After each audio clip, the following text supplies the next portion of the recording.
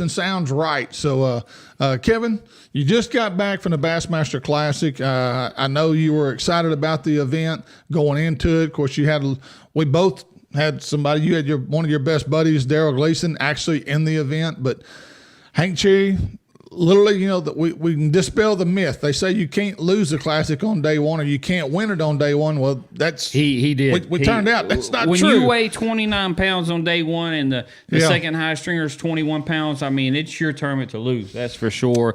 But hats off to Hank. Hank's an incredible angler who was actually on the V&M staff several years ago, and he just had other offers to go somewhere else, and I hated to lose him. And I always knew Hank was a great angler, and I've been waiting for kind of Hank to take that next step. He's done well. He had a chance 2013 when Cliff Pace won it.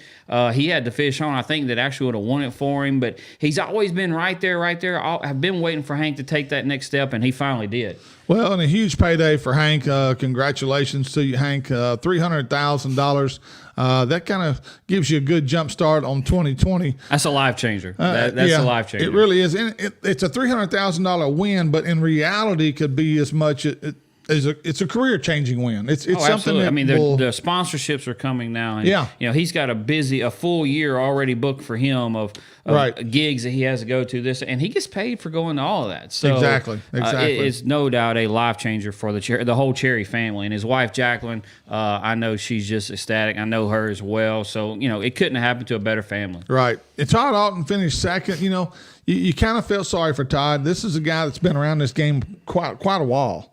And he's had some success and has been a very good angler over the years. And, when you're in that position that he was in, and if Hank doesn't catch the big bag on day one, we may be talking about Todd. Yeah, I mean, he had 58 pounds in 3 days of fishing. He had 20, 18, and 20 pounds again on day three. So, 58 days of 3 days of fishing. Now, granted, I thought the weights would have been a lot better than this, and we'll get into this later. But the weather and the wind and everything just threw these guys a huge curveball.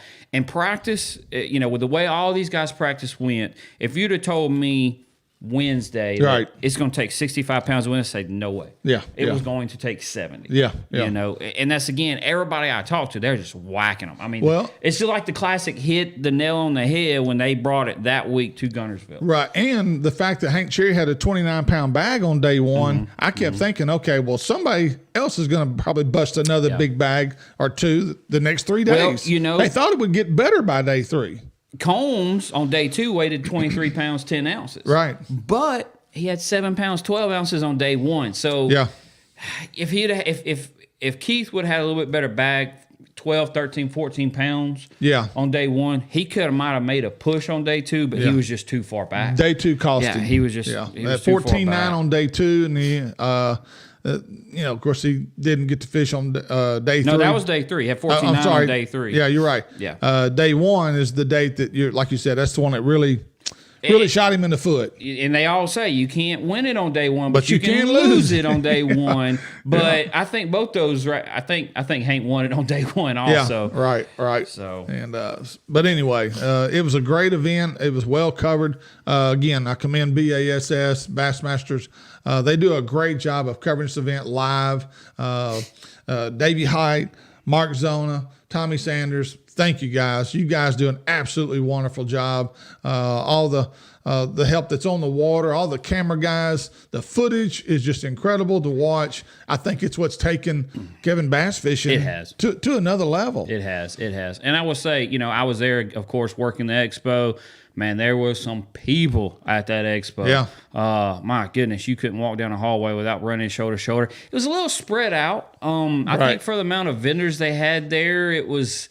You have floor one, you have floor two, you have floor three. I was I didn't care for that part of it. Right. That third floor probably was not a good thing. Two floors really. You can get away with. You'd have to walk through a lobby and up an escalator, and it's kind of hard to get to. It was, and a lot of people, and I hate to say it, but we was one of the ones on that third floor. I still had a good Classic, but I had a ton of people texting me and emailing me, hey, I can't find y'all. Where's y'all's booth? Right. It was kind of hidden up there. And there was a lot of people up there with us. A lot of big names in the industry were stuck up there with us. And I just hated that, the people didn't get to see all that was there, because a lot of people didn't know that there was even a third floor. Yeah, you know. But again, there was great turnout at the expo. I hear it was a good turnout at weigh-in. Yeah. I don't think it might have been exactly what they thought or was hoping it would be. Yeah, I just watching all 3 days. I watched part of the weigh-ins. Didn't watch every one of them completely, but I watched enough of them, probably at least an hour's worth, to get a feel for the crowd. Friday was very sparse. I was really disappointed in Friday's crowd. And people work on Friday. I understand that, but still, it's a Bassmaster Class, and it's the 50th anniversary.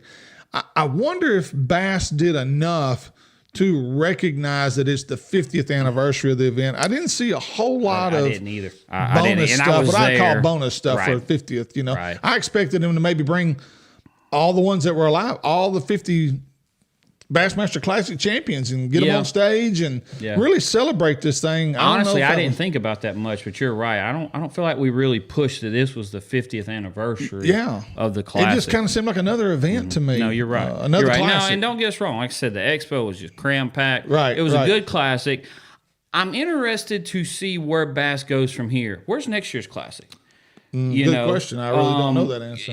Because it's the huge thing is, well, they don't have the really big names in the sports. Well, it didn't matter this year because they were at Guntersville. Yeah. It was out at Birmingham. Where do they go next year? That's what I'm really waiting to see is, how do you follow up with this one? Yeah.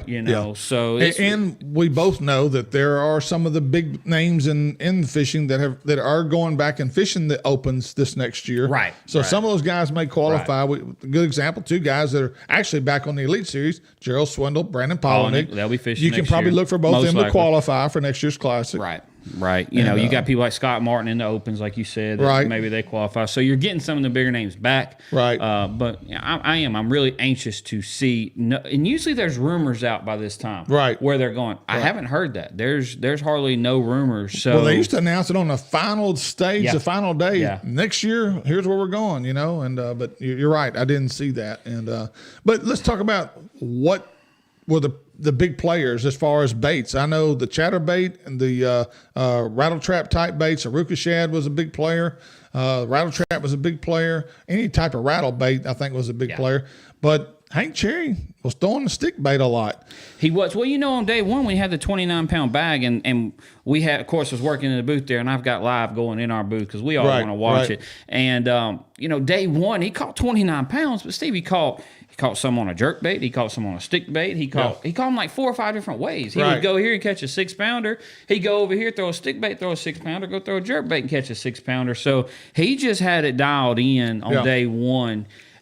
We saw a lot of different things play out. Like you said, the rattle trap, lipless crankbait bite. Right. On day 2, Brandon Lesser put on a show with a jig around the docks. I mean, he's hopping 6-pounders over cables. Yeah. He put on a show. He's a big bladed jig guy. I didn't realize he was that good with a bladed jig, but the way that the hosts for the Elite Series of the Bassmaster Live broadcast with Davey Height and Mark Zone, they were both really talking about he is the guy when it comes to a bladed jig. He definitely is. He's got that name in Alabama. But was there any new baits, Kevin, that came to light? I think was it Blaylock or John Cruz might have been throwing something new. Blaylock was throwing a new bait that's supposed to be coming out with Norman. Norman Lures is coming out with a new bait, but he didn't ever release it. Never really gave us that what it is. He said what it was, but he, like you said, they kind of kept it under wraps. But Stephen, I'll say this, and we're our next little topic here, talking about the expo with the coronavirus, and a lot of people didn't show up. Right. I'm also wondering if that didn't have a role on the amount of baits that wasn't released. Yeah, because I know for me, we were planning on releasing our new swim bait at the Classic. Yeah.